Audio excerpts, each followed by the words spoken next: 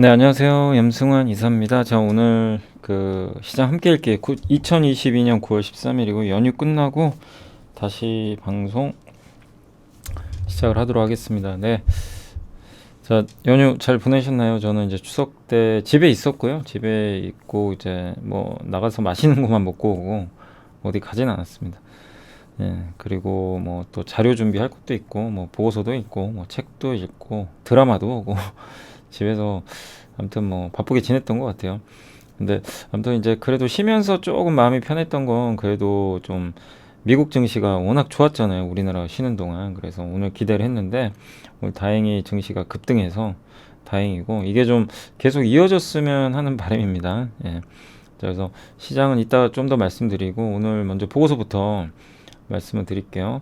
자, 먼저 첫 번째가 환율의 제이커브 효과. 요거는 이제 시황 보고서고 두 번째가 화장품, 예, 일본 화장품 시장 분석한 겁니다. 이게 되게 좀 의미가 있어요. 그리고 메탈, 요거 이제 2차 전지, 광물, 뭐 이런 게 왜 중요한지. 그 다음에 이건 반도체입니다. 골이 지나면 뭐 마루가 나오기 마련이다. 반도체에 대한 의견이고요. 그 다음에 중국 임플란트, 예, 미리 보는 3분기 자동차 실적, 그리고 유가, 원유와 관련한 이제 내용이고, 예, 그리고 기업별로는 바이오 의약품도 이제 미국에서 만들어야 되냐 이런 내용이 하나 있고요. 그리고 계룡건설, 하나솔루션, DNF, 한미약품, 그 다음에 WCP 이런 기업들 위주로 오늘 한번 보고서를 좀 설명해 드릴게요. 환율의 제이커브 효과가 기다리고 있다. 그러니까 뭐냐면 시장에 이제 어떻게 보면 악재가 나와서 주가 빠지면 그 자체로 이제 나중에 호재가 되고 호재가 나와서 급등하면 반대로 그게 악재가 되죠. 더 이상 안 나오면. 그래서 기업의 주가가 내려가서 저평가되면 당연히 또 가치주라는 이름에 의해서 투자자들한테 당연히 주목을 받게 되고요. 예.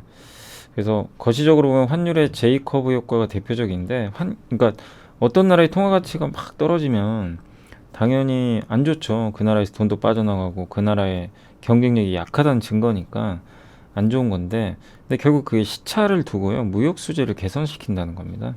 그러니까 무조건 나쁜 건 아니다.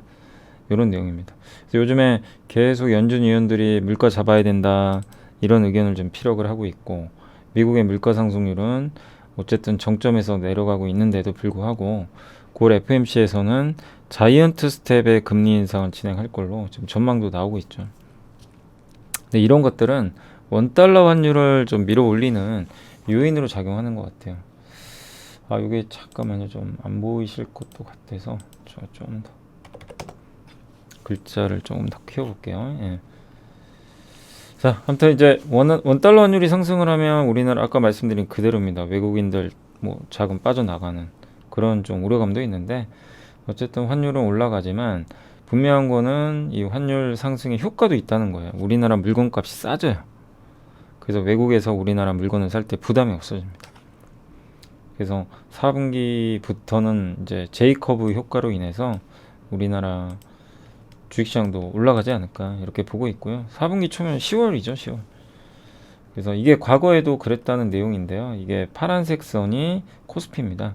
코스피가 보통 이렇게 환율이 올라가고 나서 후행적으로 따라 올라가요. 예, 후행적으로. 이거 환율이 지금 급등했잖아요. 환율이 이렇게 올라가고 나서 후행적으로 이게 원달러 환율 증가율이라고 하더라고요. 그래서 이게 환율의 좀 제이커브 효과다. 요런 좀 내용이 일부 있는 것 같습니다. 그러니까 이런 거 따라서 무역 수지 개선되고 우리나라 기업들의 수출도 증가하면서 좋아질 거다. 그러니까 지금은 거기에 주목해보자. 그러니까 저는 충분히 공감을 하고 지금 나쁘게 볼 이유는 별로 없습니다. 이미 뭐 시장 안 좋은 건 반영은 됐고, 예, 또 환율 같은 경우도 이게 너무 우리나라 그 연기금이 해외 주식 투자도 많이 하고요. 개인 투자도 해외 주식 많이 하니까 그것도 일부 있어요. 그리고 달러가 너무 강하고 유로화가 약하니까. 근데 그런 부분들이 조금 유로화가 좀 천연가스 리스크만 완화되고 전쟁이 만약에 러시아 우크라이나 끝나면 바뀔 수 있으니까 한번 우리가 지켜봐야 될 부분인 것 같고요. 그리고 환율 상승은 어쨌든 이제 증시에 부정적이지만 장기적으로는 좀 긍정적인 요인이다. 이렇게 좀 보시면 되겠고, 과거 유로화 약세 시기에 독일 같은 경우는 옛날에 자국 통화보다 상대적으로 가치가 낮은 유로화 사용해가지고 수출로 돈 많이 벌었어요. 이태리, 스페인은 반대가 된 거죠. 그러니까 환율이 떨어지면요, 그러니까 올라가는 건요, 무조건 나쁜 건 아니에요. 수출 비중이 높은 국가한테는 시차, 당장은 안 좋은데 차후에 시차를 두고는 좀 플러스 요인도 있다라고 보시면 좋겠습니다. 이렇게 생각해 주시면 되겠고, 그 다음에 일본에서 K뷰티의 위상이 좀 강화 중이다. 이런 내용도 일부 있는데, 하나증권의 박종대웅, 저 읽어봤는데 내용이 괜찮았어요. 그러니까 지금 후나 설화수 같은 럭셔리 브랜드보단 이니스프리, 미샤, 로맨, 여기 이제 중저가 브랜드들이죠. 그래서 이 중저가 브랜드의 성장이 가파른데, 일본 최대 뷰티 리뷰 사이트 에코스메에서 한국 브랜드가 지금 1등하고 있대요. 일시적일까? 왜 일본의 젊은 세대들은 한국 화장품에 이렇게 열광을 할까? 일본 시장이 꽤 큽니다. 세계 3등 규모고 전 세계 9% 차지해요. 한국의 3배나 됩니다. 근데 여기 색조 비중이 꽤 커요. 그러니까 아시아권은 주로 스킨케어 비중이 압도적으로 높은데, 색조 비중이 일본은 좀 큰 편이라 이게 색조 화장품 비중이 높은 브랜드들한테 되게 좋은 거죠. 근데 일본은 이런 색조 브랜드들이 많지가 않대요. 특히 일본 최대 화장품의 시세이도도 색조 브랜드가 3개밖에 없다고 합니다. 29개의 브랜드가 있는데 그 중에 딸랑 3개. 뿌띠뿌라라고 하는데 저렴하지만 가성비 좋은 브랜드라고 하는데 요걸 한정하면 2개. 카오는 27개 중에 하나. 코세도 2개밖에 없어요. 그러니까 일본의 주요 회사들은 중저가 브랜드가 그렇게 많지가 않아요. 색조. 예. 그래서 이거를 인디 브랜드들이 이제 메꾸고 있는데, 한국의 중저가 시장은 인스타그램, 유튜브 같은 셀럽 중심으로 인해 가지고 벤처 브랜드가 확장되고, 중국도 마찬가지예요. 미국도 셀럽. 네. 근데 일본은 달라요. 일본은 그런 게 좀 없다고 하더라고요. 일본은요, 이 온라인보다는요, 드럭스토어. 일본은 아직도 오프라인 나라예요. 사실 어떻게 보면 현금 쓰고. 드럭스토어 있죠. 저도 일본 옛날에 몇 년 전에 갔을 때 거기 드럭스토어가 엄청 잘 발달돼 있잖아요. 그래서 온라인보다는 그런 드럭스토어, 우리나라로 따지면 약간 비슷한 게 올리브영 같은 거죠. 예. 근데 아무튼 일본 색조 브랜드의 특징은 어쨌든, 예, 제형과 컬러도 제한적이고, 예, 이게 종류가 그렇게 많지는 않나 봐요. 예.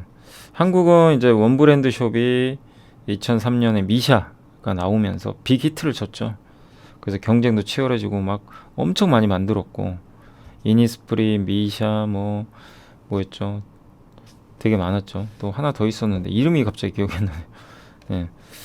아무튼 우리나라는 되게 다양한 이제 제품들이 나왔는데 일본은 그러진 않았어요. 그러니까 미국도 인디 브랜드 다양한 제품들이 나오는데, 예, 이렇게 셀럽들이 나와서 광고를 하고. 근데 일본은 구매력도 떨어지고요. 일본 MZ 세대는요, 좀 가성비 좋은 걸 선호한대요. 그러니까 비싼 거 잘 안 사려고 그러고 구매력이 떨어지니까. 예. 그래서 화장품 회사들이 주로 중장년층 럭셔리에 집중하고 MZ 세대는 타겟을 안 하는 거죠. 근데 그러다 보니까 좀 가격이 싼 중저가 브랜드가 일본에 히트를 치고 있는데, 일본은 근데 특성상 자기네가 직접 만드는 경우가 많지 않다고 하더라고요. 온라인화도 잘 안 돼 있고, 드럭스토어 비중이 36%나 된다고 합니다. 화장품 유통 채널에서 온라인이 9%밖에 안 돼요. 너무 적죠. 예. 이게 3-4% 증가해서 그런 거래요. 코로나 때문에. 예. 그래서 인디 벤처 브랜드 제품력의 기반은 사실은 어떤 중소형사가 ODM에 맡기거든요. ODM에 만들어주는 건데, 일본은 ODM도요 되게 시장이 작대요. 우리나라 65%밖에 안 돼요. 그러니까 주로 ODM보다는 OEM입니다. 이게 헷갈리시면 안 되는 게, ODM은 그러니까 예를 들면 코스맥스 같은 회사는 ODM이에요. 어떤 A라는 회사가 야 이거 좀 만들어 주세요 그러면요, 아예 설계부터 이거 제품을 다 기획을 해가지고 만들어 주는 거고, OEM은요 A라는 회사가 아예 다 모든 걸 짜요. 각본 스토리 다 짠 다음에 그냥 이대로만 똑같이 만들어 주세요, 카피해 주세요, 약간 이런 느낌이고, ODM은요 그냥 전적으로 토탈 야 네가 알아서 해. 예. 자, 이런 드라마를 원하는, 그러니까 드라마로 치면요, 이러이러한 드라마, 뭐 장르물, 난 공포 영화를 원해. 한번 잘 만들어줘봐. 그럼 그게 ODM이고, OEM은 뭐냐면 이 드라마 제작사가 가가지고 뭐 여기서부터 여기까지는 이 배우가 출연을 하고 여기서부터 여기는 이런 내용이 들어가야 되고 디테일하게 다 짜가지고 주는 거예요. 그럼 그냥 그대로 만들어는 주면 돼요. 그러니까 ODM이 더 경쟁력은 있죠. 더 난이도가 있는 거죠. 근데 이거보다는 OEM이 많다고 하더라고요. 근데 이제 일본도 ODM 쪽으로 지금 넘어가야 된다 인식이. 한국은 ODM 강국입니다. 중국에서도 뭐 압도적으로 잘하고 있고 하니까요. 예. 그래서 어쨌든 이제 일본 시장이 좀 특징이 한국과는 다르다는 거 그거 염두에 두시면 되겠고, 아무튼 MZ 세대들은 구매력이 낮기 때문에 굉장히 값싼 브랜드, 중저가 브랜드를 선호하고, 근데 그런 걸 만드는 일본 업체가 별로 없어요. 그래서 우리나라 기업들이 거기 뛰어들어서 성과를 내고 있다. 그래서 그 빈틈을 비집고 들어간 회사가 로맨, 미샤, 클리오, CMP, 이니스프리, 구달 같은 이런 브랜드. 로맨은 그 아이 패밀리 SC라고 아시죠? 상장돼 있는 그 회사가 하고 있고, 미샤, 클리오 아시죠? 예, CMP는 이게 LG생활건강이 아마 인수했던 브랜드로 알고 있고, 이니스프리는 뭐 아모레퍼시픽이죠. 예. 구달은 저도 잘 모르겠네요. 구달 한번 검색 한번 해볼게요. 아무튼 이런 브랜드들이 좋은 성과를 내고 있다. 그래서 우리나라의 이런 이제 K뷰티 역량은 세계 최고고, 뭐 반짝 히트가 아니라 구조적 성장 가능성을 엿볼 수 있다. 또 여기에 납품하는 그 화장품 용기 만드는 회사 펌텍코리아 같은 기업들. 그래서 일본의 화장품 카테고리 성장인데 립아이 색조가 성장은 해요. 하는데 회사가 적어요. 그 요게 이제 일본의 주요 그 색조 화장품 라인이고, 온라인 시장 비중이요, 침투율이 이거밖에 안 돼요. 일본이. 우리나라가 압도적으로 높죠. 예, 드럭스토어가 36%가 됩니다. 이렇게 드럭성이 대부분 다 오프라인이에요, 사실. 예. 그래서 한국의 이런 이제 중저가 브랜드가 그쪽에 진출해 있기 때문에 스웨덴. 그러니까 이런 보고서를 통해서 이런 거를 여러분들이 공부하시면 화장품이 안 좋잖아요. 그 안에서도 기회를 찾아볼 수 있지 않을까. 예, 결국 우리나라 ODM 또 이런 중저가 색조 브랜드 또 거기에 용기 납품하는 회사들로 우리가 한번 추려볼 수 있지 않을까, 이렇게 생각을 합니다. 그래서 한번 고민을 해보시고, 그 다음에 하나증권의 김현수 연구원님은 메탈, 이거 라이센스 투 프린트 머니라 그래서 돈 찍어내는 면허, 이게 광물, 리튬 정제 공장이래요. 그래서 일론 머스크가 텍사스 주정부에 이거를 신청서를 제출을 했는데, 예, 어쨌든 테슬라가 직접 이거를 대규모로 하긴 좀 어렵죠. 돈이 많이 들어가니까, 딴 것도 해야 되니까. 실제 테슬라는 이거에 대해서 아직은 검토 수준이다. 근데 이게 중요하다는 거예요. 그만큼. 왜냐, 광물을 이제 직접 생산을 하고 정제를 하면 미국에서 보조금 받잖아요. 근데 중국에 대부분 의존을 하니까, 예, 중국 외지역에서 이걸 이제 해야 되거든요. 예, 그래서 이제 테슬라도 이런 거에 대해서 준비를 하려는 것 같고, 그럼 중국 외지역, 미국과 FTA를 체결한 국가, 아니면 미국 내에서 할 수 있는 그런 기업들이 수혜를 받겠죠. 그래서 한국 기업 중에서 에코프로가 있고요. 에코프로가 그런 기업이고, 포스코 케미칼. 그러니까 이 기업들의 주가가 올라가는 건 이런 이제 밸류 체인을 갖고 있기 때문이다 라고 생각하시면 좀 좋을 것 같습니다. 자, 그리고 반도체 이제 하나투자증권의 김강진 연구원님인데, 비중은 좀 확대하자. 다만 이제 제가 읽어보니까 좀 시간은 걸려요. 그러니까 결국 내년 하반기부터 업황 반등을 좀 기대를 하고 있고요. 반등의 순서는 디램이 먼저입니다. 낸드는 그 다음이고, 그래서 가격 바닥은 디램은 2분기부터 내년 2분기입니다. 그리고 낸드는 내년 3분기에 바닥 형성한다. 사실 주가는 그 전에 먼저 움직이겠죠, 사실은. 예. 예, 그래서 이제 저렇게 보면 디램이 가격 바닥이 내년 2분기면 사실 6개월 선행하잖아요, 주가가. 저 말이 맞으면 지금부터 이제 주가 오른다는 얘기랑 비슷한 거죠, 어떻게 보면. 예. 그렇지만 이제 이거는 다 달라요. 예. 내년 하반기로 보시는 분도 계시고, SK하이닉스는 내년이 아니라 24년부터 좋아질 것 같다. 그러니까 의견들이 다 분분한데, 빠르면 어쨌든 내년 2분기나 3분기 요 정도로 보고 있는 것 같아요. 예.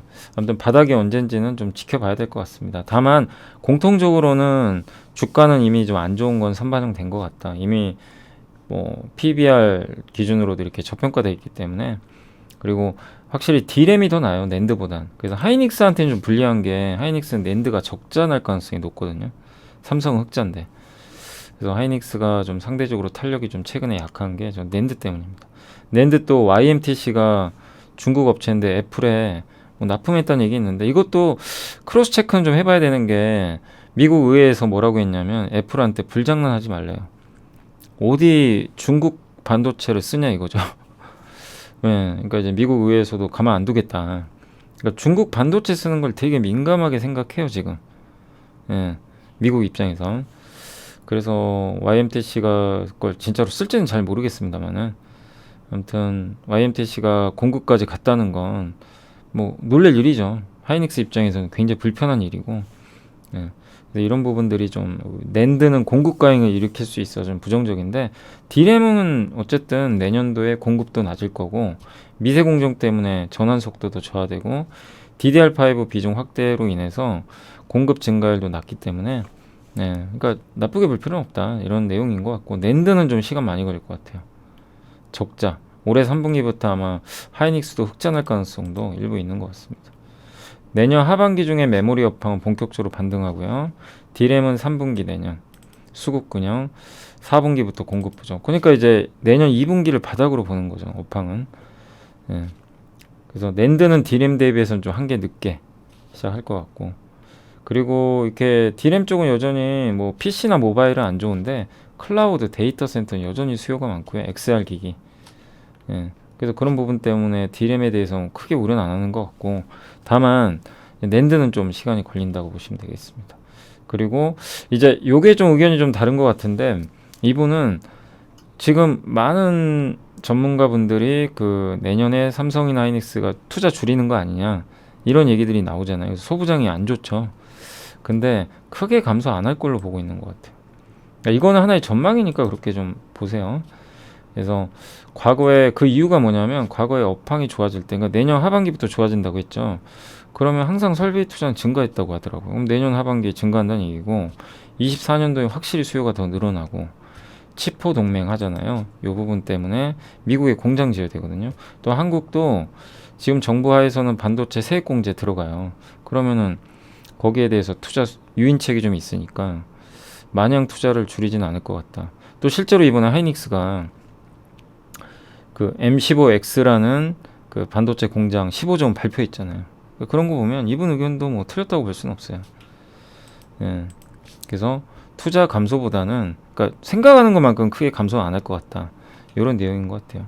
그래서 설비 투자는 내년 하반기엔 좋아질 것 같다. 그렇게 보면 또 내년 상반기에는 소부장 기업들은 먼저 움직이니까 주가 좋을 수도 있죠.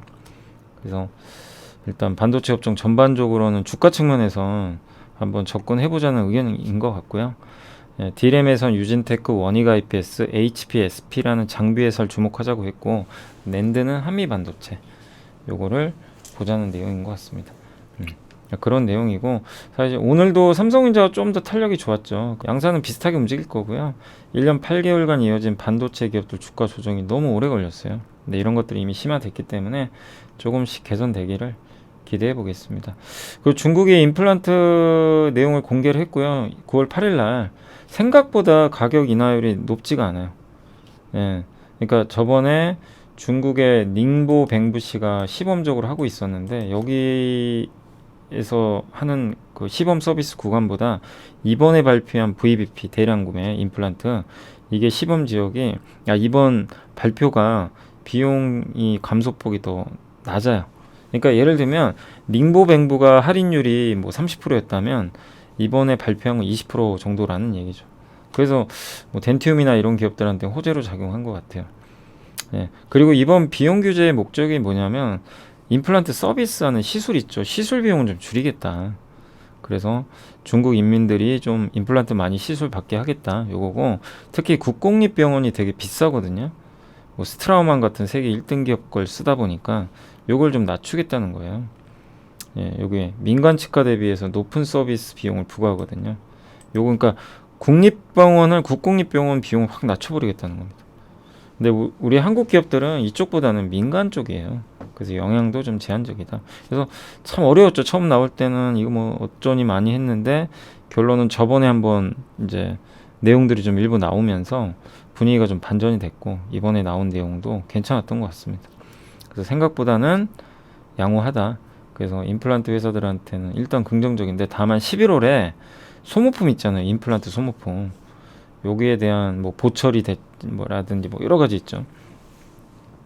그런 것들에 대해서 이제 그 최종적으로 가격 가이드라인을 공개를 한다고 합니다. 그러니까 아직 한 번의 불확실성은 남아 있어요. 우리나라 업체들한테는 임플란트 시술 비용도 물론 중요하지만 소모품이 더 중요하거든요. 근데 요게 11월에 발표되니까, 그래서 그 전까지는 주가 올랐다가 또 흘러내렸다가 등락을 거듭할 것 같아요. 다만 장기적으로는 요건 좀 고민해 보세요. 지금 중국 비중이 너무 높은 게 좋은 건 아닙니다. 그만큼 왜 그러냐면요, 중국이 성장하니까 좋아요. 그건 낙수 효과를 받는데, 문제가 중국 비중이 너무 높으면 중국이 무슨 짓을 할지도 몰라요. 알잖아요. 중국이 막 규제가 너무 심하니까. 그래서 그런 부분은 꼭 고민을 하면서, 임플란트도 좋은 건 알잖아요. 그래서 비쌀 때는 좀 참아주시고 소외받을 때, 그럴 때 관심을 갖는 게 맞는 것 같아요. 그러니까 절대 막 이런 뭐 호재 나온다 이런 거 때문에 흥분해서 따라가면 필패할 수밖에 없는 것 같아요. 그 점은 염두에 두시고, 분명히 성장은 해요.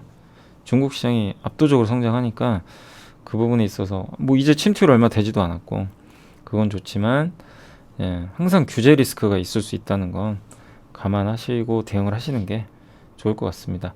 자동차는 실적이 좋다고 합니다.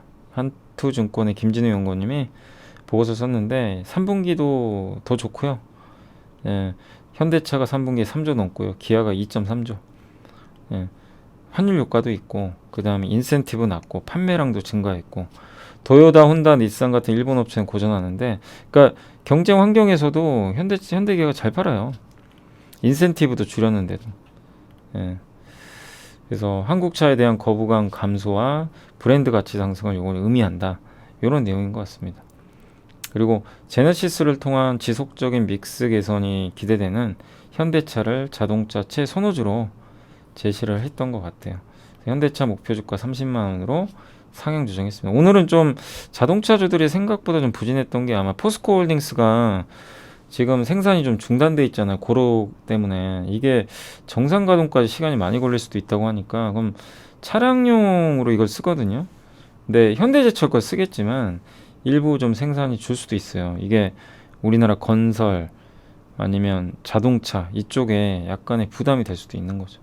그래서 오늘 자동차가 상대적으로 좀 부진했지만 결국 근본적으로는 어쨌든 펀더멘탈 개선되니까, 예, 나쁘진 않다. 다만 완성차냐 부품이냐, 뭐 의견들은 다 다른 것 같아요. 애널리스트마다. 그렇지만 완성차도 좋고 부품도 괜찮다. 타이어도 괜찮고 자동차가 어쨌든 저평가돼 있잖아요.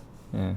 다만 이제 관건은 결국 그거예요. 앞으로 자동차의 관건은 뭐냐면, 미국에서 전기차를 많이 팔아야 돼요. 전기차를 잘 팔아야 됩니다. 선도 업체가 돼야 PER이 올라가요. 현대기아 PER이 6배, 7배, 뭐 현대모비스도. 얘네 표가 10배 넘어가야죠. 그러려면 미국에서 전기차가 잘 팔려야 됩니다. 그러면 주가가 최소 50% 이상 올라가는 거죠. 그거를 기대하고 있는데, 그건 내년도에 우리가 계속 관찰해야 될 것 같습니다. 그래서 현대기아에 대해서는 저 역시도 긍정적인데, 뭐 전기차에 대한 판매 이걸 계속 확인을 하자 이렇게 보고 있고, 현대차가 괜찮으면 현대차 우선주가 전 더 매력 있다고 봐요. 왜냐, 배당 때문에. 예전에도 많이 말씀드렸지만 현대차 우선주는 배당을 좀 많이 주거든요. 자, 그리고 이제 유가 관련해서 지금은 계절성과 수요에 포커스를 두자. 저희 당사 최진희 연구원님은 제가 정말 박수를 쳐드리고 싶은 게 너무 잘 맞췄어요. 예. 여러분 기억하시죠? 진짜 원자재 이겁니다. 원자재 예산. 그래서 유가 떨어진다고 했는데 진짜 떨어져 버렸죠. 예. 그래서 뭐 앞으로도 맞는다는 건 아닌데, 제가 왜 인정을 하냐면 그냥 허무맹랑하게 얘기를 한 게 아니라 데이터로 보고 그걸 계속 얘기를 해줬어요. 근데 그대로 됐어요. 진짜 실제로. 그게 더 놀라웠던 것 같고, 오펙 플러스가 감산을 했는데 증산 조치를 철회를 했는데, 어쨌든 바이든에 대한 경고죠. 사우디가. 그러니까 무기 판매 승인을 했는데 왜 무기 안 파냐. 야, 너네 무기 판다 그랬잖아. 근데 미국 의회에서 아직도 승인 안 하고 있고요. 공격용 무기에 대한 판매 금지 조치 아직 철회도 안 됐고, 또 이란하고 갑자기 핵 협상한다고 하니까 이제 사우디가 열받은 것 같아요. 그래서 야, 너네 이거 먹어라 이러면서 사우디가 경고한 것 같아요, 바이든한테. 근데 왜 그런 가능성이 크냐면 감산을 조금만 했어요. 그냥 무늬만 감산. 예. 그래서 감산하고 나서 오히려 국제유가 폭락했잖아요. 예. 그리고 여전히 그 균형 재정 유가 스프레드, 그러니까 여전히 지금 자기네들 국가 재정을 유지할 수 있는 유가보다 높아요. 20달러 더. 예. 그렇기 때문에 적극적으로 굳이 감산할 이유가 없는 거죠. 그래서 안보라는 걸 보여줬던 거고, 그리고 저희 이베스트에서는 여전히 올해 하반기 국제유가 가격 하단을 배럴당 70달러, 연말에는 78달러 정도. 그러니까 80달러 밑으로 떨어질 걸로 저희는 여전히 보고 있고, 그 이유가 한 2달 전에 기억나세요? 이 최진영 연구원 보고서를 제가 소개해드렸죠. 냉방 시즌 돌입하거든요, 사우디가. 그래서 냉방을 이제 에어컨 돌려야 되니까 전력의 대부분은 석유를 통해서 생산을 해요. 그럼 석유 수출을 줄여요, 의도적으로. 근데 그게 끝났어요. 그래서 보통 5월에서 8월부터 냉방 시즌 동안 이 아시아에 수출하는 그 가격을 올리는데, 이번에 10월달 요거 있죠, 가격을 엄청 떨어뜨렸습니다. 9달러에서 5달러까지. 이거 한번 저번 주인가 한번 말씀드렸죠. 그래서 드라이빙 시즌이 이제 종료가 되면서 수요는 줄고, 거기에 중동 산유국들도 수출을 본격화. 이런 공급은 늘어나고 수요는 주는 거죠. 그리고 경기에 동행하는 거예요. 원자재는 경기 선행이 아니에요. 항상 경기에 동행을 합니다. 예. 근데 중국 경기가 아마 23년에는 반등할 가능성이 높아요. 중국이 돈 많이 풀었거든요. 풀고 있기 때문에. 그리고 토지거래 가격도 올라갔고, 다만 물론 아직 중국이 정상화된 건 아니에요. 그리고 방역도 좀 완화될 가능성도 있고 하니까.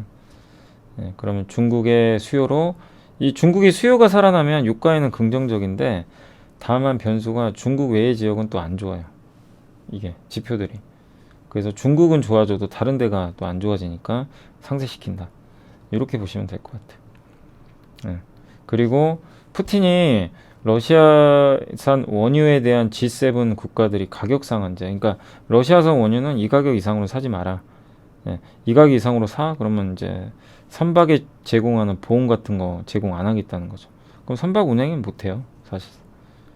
근데 이것 때문에 에너지 공급을 만약에 러시아가 줄여버려가지고, 러시아가 에너지 공급을 줄이면 에너지 공급이 주니까 석유 유가가 올라갈 수도 있는 거죠. 근데 저희 당사는 그렇게 안 보고 있어요.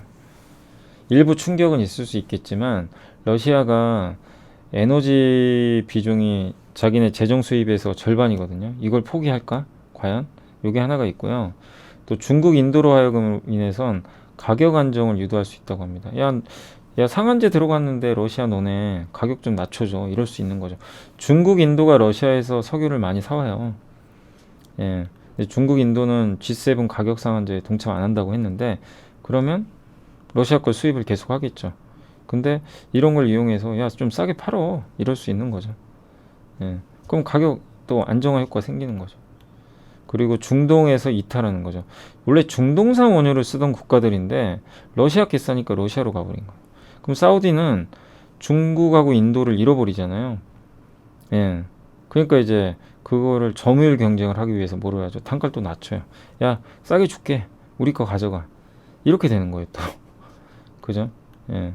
그래서 강한 가격 상한제 때문에 유가 급등할 수 있다는 주장도 있지만 저희 당사는 동의하지 않고요. 오히려 더 떨어질 수도 있다. 그래서 극단적인 주장에 대해서 경계하자, 그런 내용입니다. 그래서 저희는 여전히 원유 가격 안정화에 의견을 주고 있고, 원유 가격이 안정화되면 물가 안정화되고요. 물가 안정화되면 우리나라 무역 수지 개선되고 달러 강세 꺾이고 다 해피해져요. 어쨌든 좋아집니다. 그래서 계속 유가 좀 하향 조정되길 기대해 볼게요. 원자재, 요게 경기 확산 지수인데 요 파란색 선이 꺾였죠. 요거 따라서 원자재도 같이 떨어진다는 얘기예요. 원자재 가격 안정화될 거 있고, 근데 중국은 요 밑에 있는 게 중국 경기예요. 우리나라 위에 있죠. 우리나라 이제 막 꺾였죠.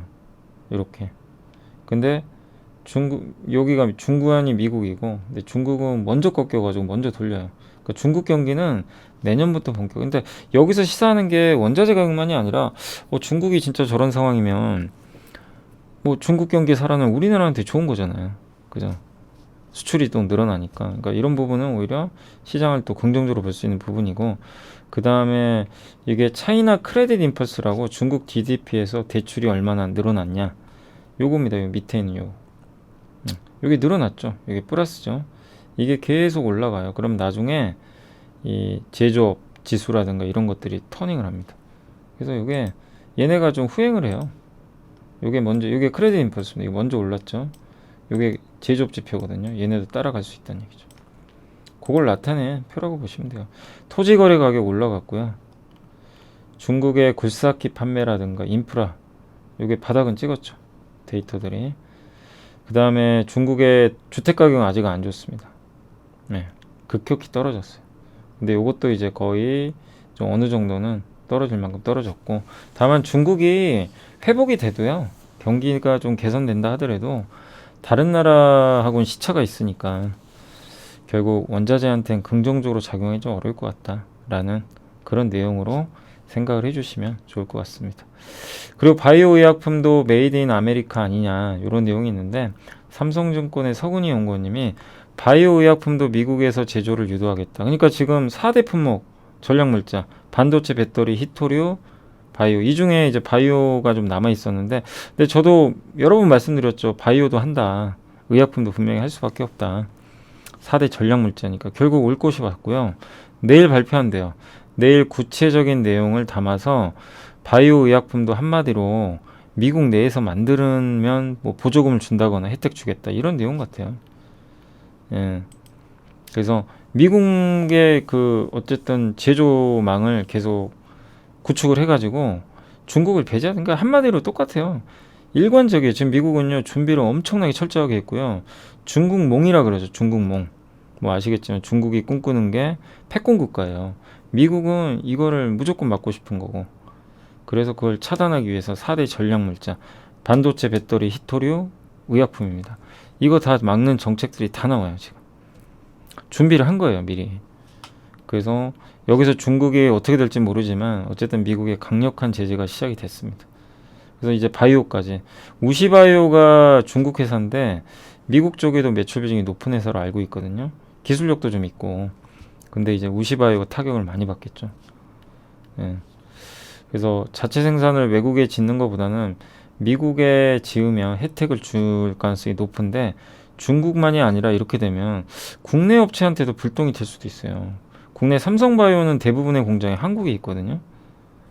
여기서 이제 생산을 해서 이제 뭐 세계 여러 국가로 이제 수출을 할 텐데, 특히 미국으로 들어간다면 부정적일 수 있는 거죠. 그래서 내일 한번 발표되는 거 보고 판단해야 되겠지만, 결코 요거는 국내 업체들한테는 좋은 건 아닙니다. 의약품을 국내에서 생산, 그러니까 미국에 생산하라는 거예요, 결론은. 예. 근데 물론 의약품을 미국에 생산한다고 당장 되는 건 아니거든요. 근데 미국이 그걸 밀어붙이려고 하는 것 같아서 한국의 바이오 의약품 이 제조, CDMO라 그러죠. CMO 이쪽에는 좀 단기적으로 불확실성이 좀 생겼다, 이렇게 보시면 되겠습니다. 다만 미국의 어떻게, 여기는 안 나왔지만 미국의 공장을 갖고 있는 기업들은 좋죠. 뭐 예를 들면 SK그룹, SK바이오팜이라든가 이런 기업들한테는 오히려 수혜가 예상돼요. 미국에 생산 시설이 있으면 오히려 좋은 거죠. 그죠? 혜택을 받을 수 있으니까. SK그룹이 예전에 SK팜테코도 막 인수했잖아요. 이제 그런 기업들은 수혜를 받겠죠. 예. 그리고 이제 기업으로 넘어가서 계룡건설이 제가 읽어보니까 요새 엄청 빠졌더라고요, 주가가. 근데 수주는 증가했는데 이익이 많이 떨어졌어요. 왜냐하면 원자재 비용 때문에. 네, 하반기는 실적 좋을 것 같고요, 상반기보다는. 그리고 수주도 잘 되고 있고. 근데 이게 주가가 빠진 이유는 선입견, 주택사업 구조에서 이게 지방 쪽에 이 본거지를 두고 있다 보니까, 이거 지방 요새 미분양이 좀 심각하다는 얘기도 많이 나오잖아요. 근데 보면 대전, 충청, 세종권하고 수도권이 거의 한 90% 되는데, 대전, 충청, 세종권은 미분양이 별로 없대요. 그러니까 이것도 시장의 오해인 것 같고, 정비사업, 공모사업, 민간 참여, 공공주택, 리츠 이런 것들인데, 이쪽은 공모나 민간 참여나 리츠 등은요, 대부분 이제 기반 시설이 구축돼 있어서 공공 택지 위에다 하는 거라서 리스크가 제한적입니다. 근데 많은 회사들이 사실은 이제 시행사 발주에 단순 도급을 하는데 이 회사는 저렇게 이미 안정된 좀 포트폴리오 갖추고 있어요. 그리고 상반기에 분양한 사업들도 대부분 계약에 성공을 했다고 합니다. 근데 퍼가 2.2배고요. PBR이 0.2배고 배당이 3.8%. 그러니까 이게 좀 너무 과도한 저평가는 아닐까 하는 생각이 들긴 합니다. 그러니까 너무 좀 시장에서는 지방 이제 건설사다 보니까 그냥 막연하게 저거 안 되겠지 이렇게 생각하는 것 같아요. 근데 읽어보면 좀 오해가 아니냐 이런 좀 느낌이 듭니다. 하나솔루션이 D&T 증설을 취소했고 EVA 레진 증설을 하고요. 자회사 지배구조 변경을 했는데 D&T 같은 경우 이게 아마 그 휴캠스 아시죠? 예. 휴캠스가 옛날에 작년인가요? 그때 한번 이제 하나솔루션이 이거 이제 원재료 시장 진출한다 그래가지고 한번 급락한 적이 있어요. 하나솔루션이 주요 고객사거든요. 휴캠스에. 하나솔루션이 원재료를 자기가 직접 만들겠대요. D&T를 가지고 이 TDI라는 제품을 만들거든요. 예. 근데 이 원재료를 휴캠스 같은 데서 조달을 받는 게 아니라 내가 만들겠다. 그래서 휴캠스가 완전히 한번 폭락한 적이 있어요. 근데 이거를 안 한대요. 취소한다고 합니다. 결국 뭐냐? 석유화학보다는 태양광에 집중하겠다는 거예요. 그러니까 EVA 레진은 이제 하나솔루션이 GS 에너지랑 HNG 케미칼을 설립해서 만드는 기업인데 이게 태양광에 들어가는 태양 전지에 들어가는 소재로 알고 있고요. 요거를 이제 생산량을 늘리겠다. 한마디로 이제 나는 태양광이다. 나를 이제 석유화학으로 보지 말고 태양광으로 봐달라는 거고 자회사 지배구조도 변경합니다. 하나큐셀 아메리카를 하나글로벌에셋의 자회사가 되도록 지분을 이전한다고 그러더라고요. 그래서 하나글로벌에셋을 중심으로 해서 미국 내 법인을 일원을 하겠다. 그래서 태양광 기업으로서의 정체성을 명확히 하겠다는 그런 의지의 표현이 아닌가라고 생각을 하고 있습니다. 자, 그리고 이제 DNF 같은 경우는 그 황성한 연구원님이 그 하나솔루션은 아무튼 이런 스토리는 되게 좋고 이제 태양광을 중심으로 하는데 사실 본업은 화학이에요. 석유화학이 꺾이면 안 됩니다. 석유화학이 어느 정도 기반을 다진 상태에서 왜냐면 태양광은 아직은 많은 돈을 버는 사업은 아니잖아요. 앞으로 많이 벌겠지만. 그래서 본업인 화학도. 근데 화학도 아마 좋아지겠죠. 중국의 경기가 회복되면 화학도 나쁠 건 없습니다. 그리고 유가 많이 떨어져서 그래서 이 본체인 석유화학만 뒷받침이 더 돼주면 주가 단단할 것 같습니다. 그래서 저는 하나솔루션은 저 개인적으로는 뭐 그때도 많이 말씀을 드렸지만 태양광에서는 좀 매력적이고 그 다음에 석유화학이 좀 안 좋긴 했지만 이제는 석유화학도 터닝할 수도 있고 하니까 긍정적으로 보고 있어요. 다만 태양광 기업들이 너무 많이 올랐어요, 주가가. 그러니까 좀 한 달 정도 기간 조정을 받는 게 낫다고 저는 봐요. 그래야 또 올라갑니다. 그러니까 계속 오르면 오히려 역효과 생겨요. 조정을 받을 땐 받아가면서 보는 게 낫지 않나 싶습니다. 아무튼 조금 쉬어갈 수는 있다는 거 염두에 두시고 DNF는 하이케이라고 반도체 소재인데 우리 한번 이거 공부해봤죠. 주성 엔지니어링이 이제 하이케이 뭐 이런 것들을 이제 써서 만드는 원자 증착 장비 만들고 레이크 머티리얼즈 기억나세요? 맞죠? 그 회사가 요거 하이케이 그 전구체 만들고 있고 요런 이제 주력 소재를 만드는데 아무튼 미세 공정에 이제 꼭 필수적인 그런 소재 중에 하나입니다. 요걸 만드는 업체가 많지가 않아요. 그래서 이 전류를 누설되지 않게 잘 전류를 보존해주는 그런 소재라고 보시면 좋겠습니다. 이게 뭐 성장을 꾸준하게 해주고 있고 그리고 D램 공정에서 미세 공정이 계속 늘어나니까 뭐 저 희생막 재료인 DPT하고 그러니까 이 회사 주력이 DPT랑 하이케이 쪽인데 이 두 개가 다 괜찮아요. DDR5도 기대가 되고 예. 그리고 소재 업체는 한번 진입하기가 어렵지만 이걸 테스트해서 통과되면요 오랜 기간 공급을 계속 한다고 합니다. 예, 그리고 하이케이 이런 소재가 아직 국산화 비중이 낮아서 더 성장할 여지가 있죠. 국산화가 다 됐고 이제 다 성장을 했으면 주가가 기대할 게 별로 없어요. 근데 그게 아니라 이제 국산화 비중이 낮은 만큼 국산화가 늘어난다면 좋을 수 있는 거죠. 다만 이제 다른 국가의 기업들하고 경쟁해서 이길 수 있냐 요거는 관찰을 해봐야 되겠습니다. 그래서 DNF도 주가 많이 빠졌는데 저런 내용 때문에 긍정적이고 하반기 실적에 대해서도 좀 긍정적으로 보고 있는 것 같습니다. 한미약품이 정말 좋은 뉴스가 나왔죠. 목표주가 39만원 상향했고요. 현대차증권의 엄민용 연구원님이 보고서를 적어줬고, 롤론티스 20년 만에 처음으로 FDA에서 지속경 호중구 감소죠. 백혈구의 일종의 호중구가 이게 줄어드는 병이에요. 뭐냐면 저게 줄어들면요 감염에 노출이 된대요.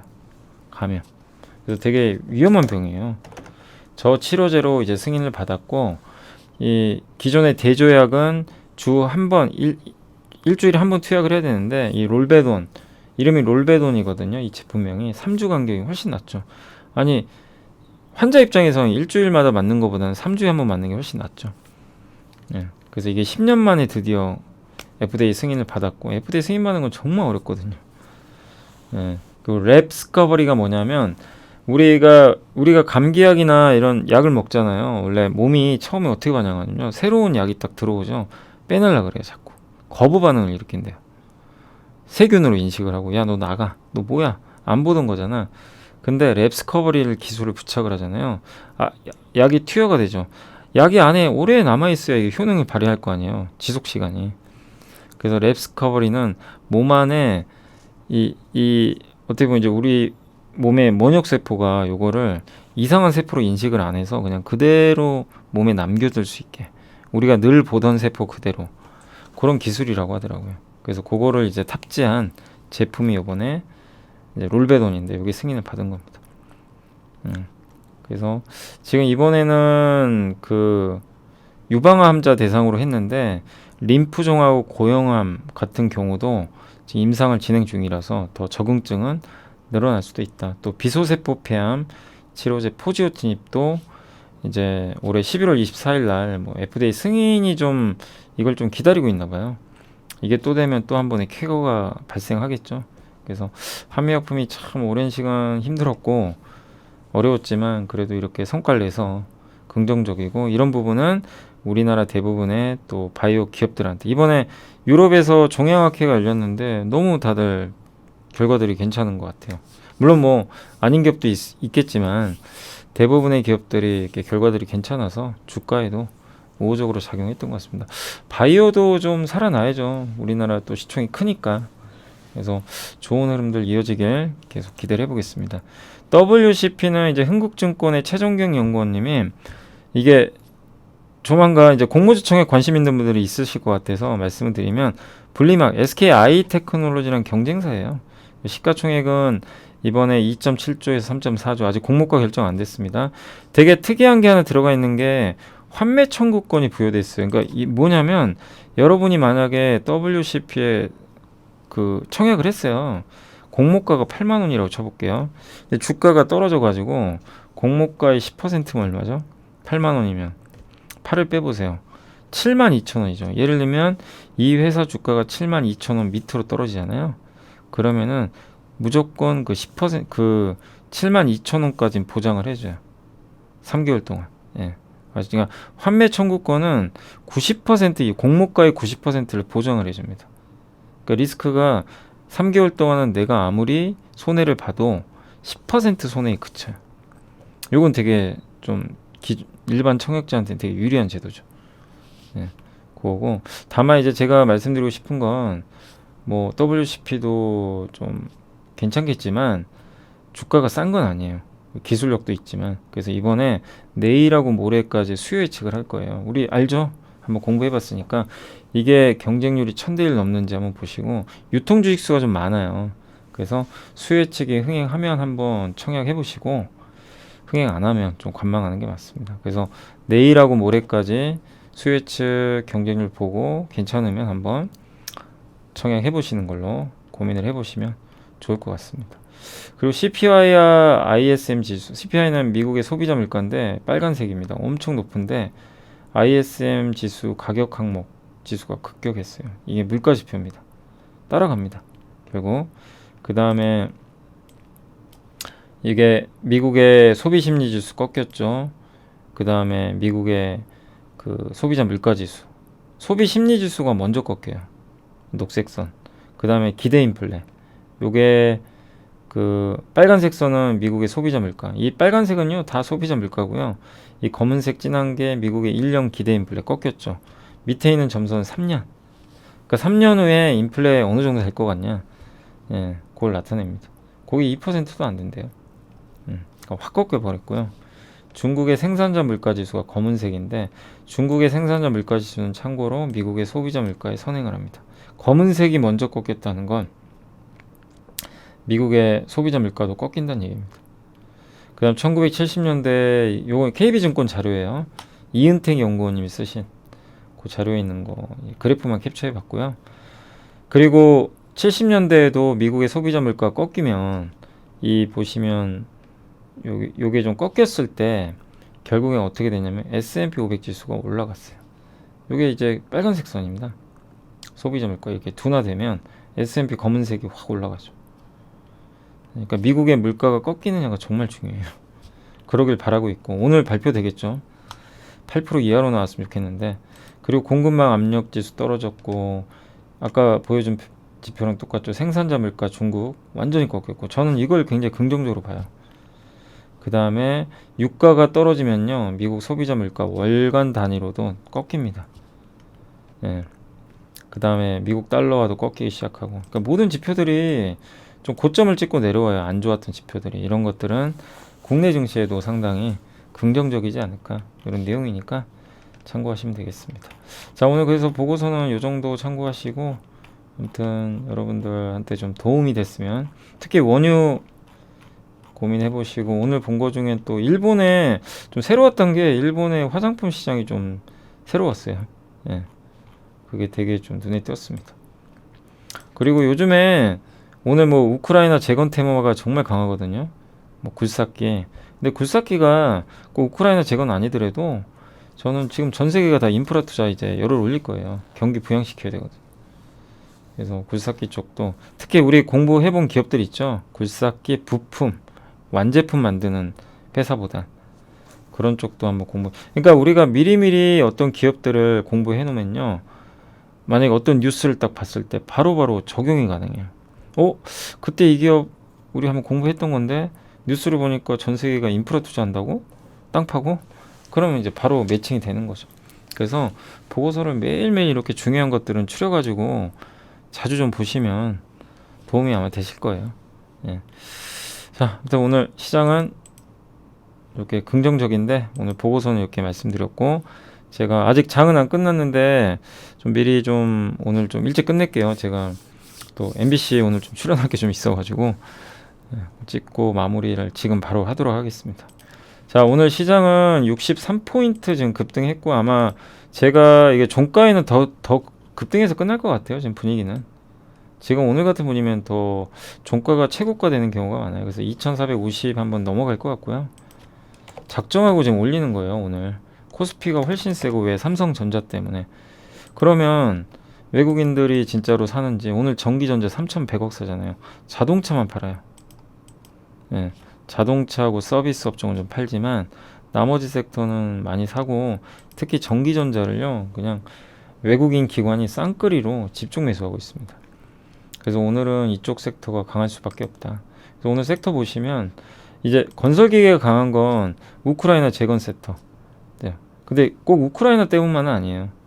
네. 그래서 우리 기억나시죠? 대창단조 기억나세요? 공부했던 거? 그죠? 네.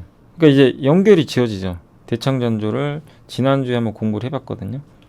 어떤 기업인지 자세히 분석해봤죠. 연결이 되죠.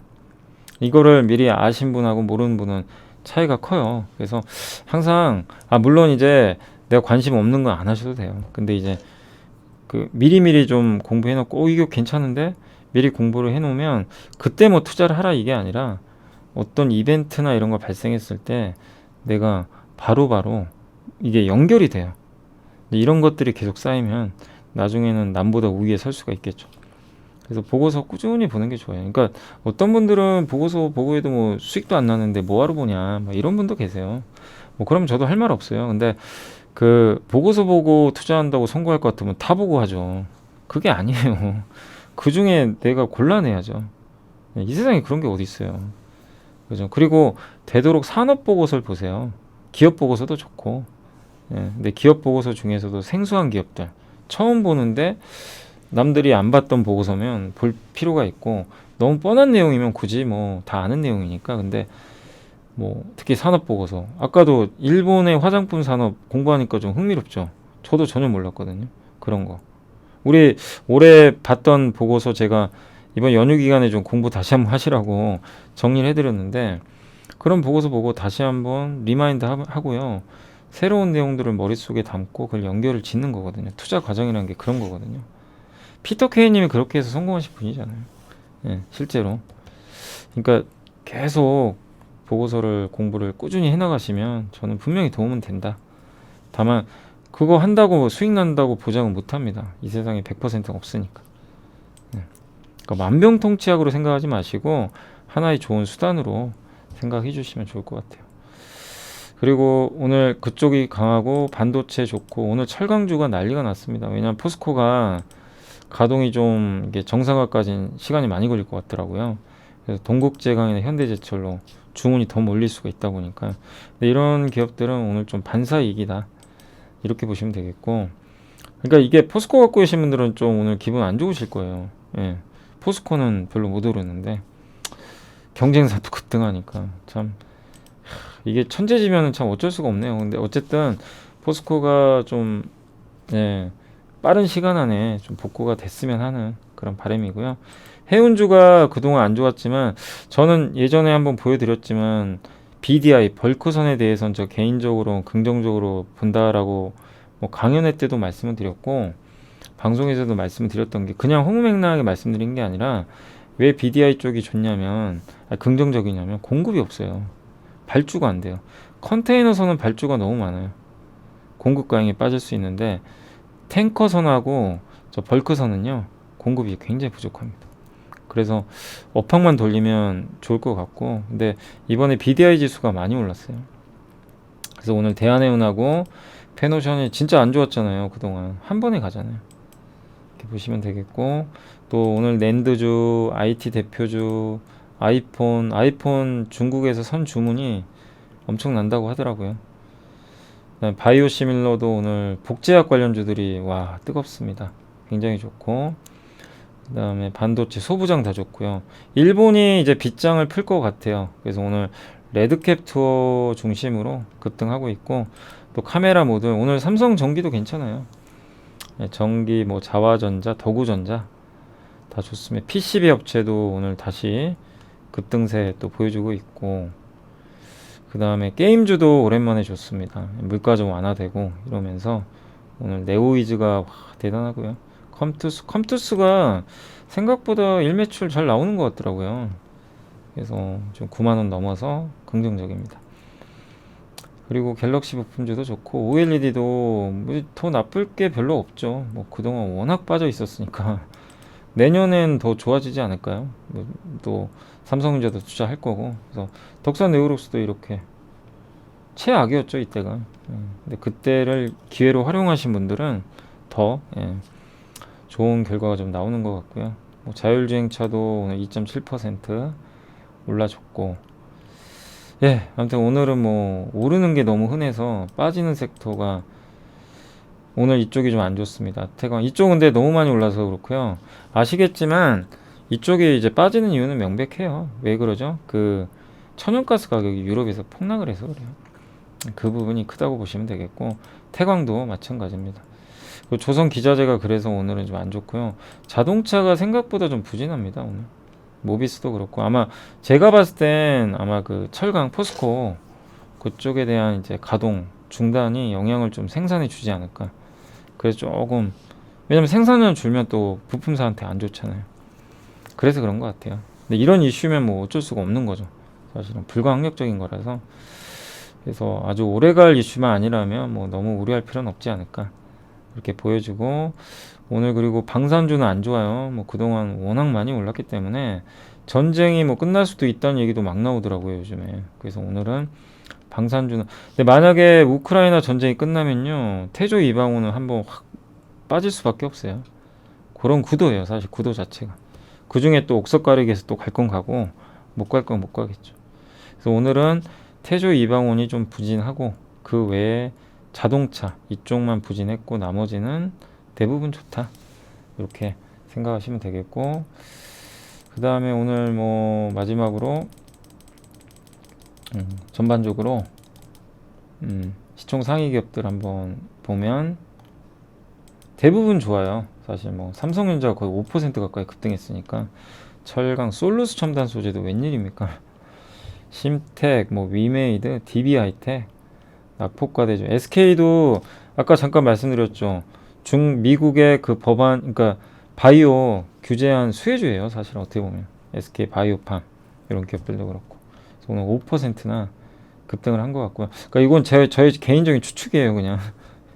제가 틀릴 수도 있어요. 근데 SK 팜테코를 인수했기 때문에 아마 수혜를 받을 것 같고, 삼성전기 좋고, 신세계 면세점 좋고, 원익 IPS도 오랜만에 급등했고요. 컴투스, SKC도 진짜 너무 많이 빠졌죠, 최근에.